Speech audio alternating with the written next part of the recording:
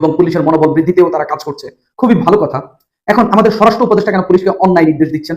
কেন পুলিশকে যে কাজটি নিষিদ্ধ নয়, যে কাজটি অন্যায় নয়, সেই কাজে বাধা দেওয়ার জন্য পুলিশকে কেন স্বরাষ্ট্র উপদেষ্টা নির্দেশ দিচ্ছেন?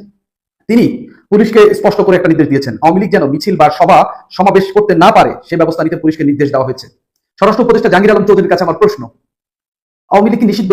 সংবিধানের বা কোনো আইনের কোথাও লেখা রয়েছে যে আওয়ামী লীগ ঢাকা শহরে বা সারা দেশে কোথাও সভা সমাবেশ করতে পারবে না? এরকম কোথাও কি লেখা রয়েছে? যদি লেখা না থাকে তাহলে তারা একটা গণতান্ত্রিক কার্যক্রম পরিচালনা করবে, সেটাতে আপনি বাধা দেওয়ার কে? বা সেটাতে বাধা দেওয়ার জন্য পুলিশকে নির্দেশ দেওয়ার কে? আপনাদের সরকার গত 8 মাসের বেশি সময়, 8.5 মাস, কিছুদিন পরে 9 মাস হয়ে যাবে ক্ষমতায়। আওয়ামী লীগের বিষয়ে তারা সিদ্ধান্ত নিল না কেন? তারা তো অনেক কিছুই করতেছে, অনেক কিছুই করতে পারতো, তারা কেন আওয়ামী লীগকে নিষিদ্ধ করে? আওয়ামী লীগকে যদি নিষিদ্ধ করে দিত তাহলে অটোমেটিক্যালি এখন ছাত্রলীগ কোথাও মিছিল করলে পুলিশ গিয়া বৈধভাবে, আপনি যে কোনো আইনে, যে আইনেই তাকে নিষিদ্ধ করেন না কেন, বৈধভাবে পুলিশ গিয়া তার আইনে প্র্যাকটিস করছে, কারণ সেটি একটি নিষিদ্ধ সংগঠন। এখন ছাত্রলীগ আওয়ামী লীগের নিষিদ্ধ সংগঠন, তাহলে যেই সংগঠনটি নিষিদ্ধ হয়নি, যে সংগঠনটির রাজনৈতিক ক্রিয়াকর্ম সরকার বন্ধ করে দেয়নি, যে সংগঠনের নিবন্ধন বাতিল হয়নি, সেই সংগঠন মিছিল মিটিং করলে অসুবিধা কোথায়? মানে এই কাজটিতে বাধা দেওয়ার জন্য পুলিশকে নির্দেশ দেওয়াই অন্যায় নির্দেশ। মানে পুলিশকে আবারও অন্যায় করার জন্য আপনি নির্দেশ দিলেন। এই অন্যায় নির্দেশ কি আপনি দিতে পারেন? স্বরাষ্ট্র উপদেষ্টার কাছে আমার আরো প্রশ্ন, ঢাকা শহরে শেখ হাসিনার পতনের পর ঢাকা শহরে এত আন্দোলন হইল, এত মানে জাপানি আন্দোলন, শুধুমাত্র ওই যে বিয়ের দাবিতে আন্দোলন, প্রেমিকের জন্য আন্দোলন, প্রেমিকার জন্য আন্দোলন, এইসব ছাড়া বাংলাদেশে বাকি সব আন্দোলনই শেখ হাসিনার পতনের পর হইল। কয়টা থামিয়েছেন আপনি? ঢাকা শহরের মানুষ কত ত্যক্ত বিরক্ত এই আন্দোলনের জন্য জানেন? প্রতিদিন ট্রাফিক জ্যামে মানুষকে পড়তে হয়েছে, প্রতিদিন কোনো না কোনো এলাকায় কোনো না কোনো প্রতিবন্ধকতা আন্দোলনকারীরা তৈরি করেছিল।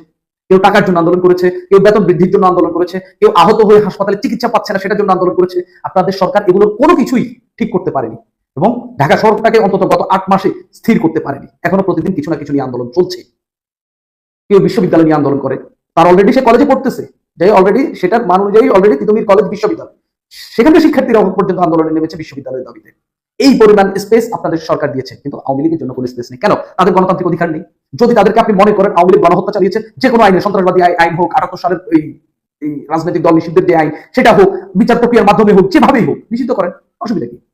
কিন্তু আওয়ামী লীগ যেহেতু নিষিদ্ধ না, আওয়ামী লীগের সভা সমাবেশ যেহেতু আপনি করতে বা বাধা দিতে পুলিশকে যে আপনি নির্দেশ দিলেন, তো আপনি বিএনপি সভা সমাবেশে বাধা দিতে নির্দেশ দেন, জামাতের সভা সমাবেশে বাধা দিতে নির্দেশ দেন, এনসিপি সভা সমাবেশে বাধা দিতে নির্দেশ দেন, দলগতভাবে আপনি দলটির বিরুদ্ধে কোনো সিদ্ধান্ত নেননি, কোনো সিদ্ধান্ত জানাননি, তাও কেন আপনি এরকম অন্যায় নির্দেশ দিবেন? এই অন্যায় নির্দেশ দিয়াই পুলিশকে দিন দিন খারাপ করা হয়েছে। এখন পুলিশ কোন আইনে আওয়ামী লীগের সভা সমাবেশে বাধা দিবে? কিসের ভিত্তিতে? কোনো আইন প্রয়োগের কোনো স্পেস রয়েছে? হ্যাঁ, পুলিশ একটা জায়গায় করতে পারে, ওইখানে আওয়ামী লীগের সভা সমাবেশে যাদের বিরুদ্ধে মামলা রয়েছে সেখান থেকে তাদেরকে গ্রেফতার করে নিয়ে আসতে পারে। কিন্তু সভা সমাবেশে বাধা দেওয়া, এইভাবে সরাসরি নির্দেশ দেওয়া, এটা কি বুঝে গেল?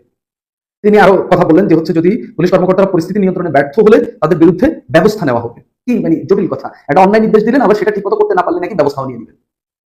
কোন দিকে যাচ্ছে সরকার? আর এই স্বরাষ্ট্র উপদেষ্টা তো কিছু রোগ রয়েছে, তার উপদেষ্টাগিরি থাকছিল না, অনেকেই তার পদত্যাগের আন্দোলন করছিলেন, অনেকেই তার গাইবানা জানাজাও করে ফেলেছিলেন। তো তিনি এখন হচ্ছে নিজের ইজ্জত রক্ষায়, নিজের গদি রক্ষার জন্য তিনি দেখলাম যে একবারে আওয়ামী লীগ বিরোধী হয়ে উঠলেন। তিনি একেবারে এর আগেও তো একজন আওয়ামী লীগের পক্ষে, এর আগে স্বরাষ্ট্র উপদেষ্টা যিনি ছিলেন এম শাখাওয়াত হোসেন, আওয়ামী লীগের পক্ষে কথা বলার জন্য যার পদ গেল, তো ইনি আসলে তার পদটা টিকাই ফেলতেছেন আওয়ামী লীগের বিরুদ্ধে। যাইয়া দেশের ডাকাতরা ভালো আছে, দেশে দর্শনকারীরা ভালো আছে, দেশে যারা অন্যায় করছে, চিন্তাই করছে, তারা সবাই ভালো আছে, শুধুমাত্র এই স্বরাষ্ট্র উপদেষ্টা আওয়ামী লীগের পিছনে পড়ে আছে। এভাবে নাকি তারা হচ্ছে দেশকে আইনশৃঙ্খলা পরিস্থিতি উন্নতি করবে। এখন স্বরাষ্ট্র উপদেষ্টা বলতে পারেন যে হচ্ছে ধর্ষণ, তারপরে হচ্ছে ডাকাতি যেগুলো হয়েছে সেগুলো আমরা ঠিক করেছি, কমিয়ে এনেছি। আপনারা কমিয়ে এনেছেন কোথায়? ডাকাতরা হয়তো হচ্ছে আপাতত কিছুদিন হচ্ছে হয় না, কাজে বেশি হয়রান হয়ে গেলে একটু জিরিয়ে নিচ্ছে, হয়তো জিরিয়ে নিচ্ছে। আপনাদের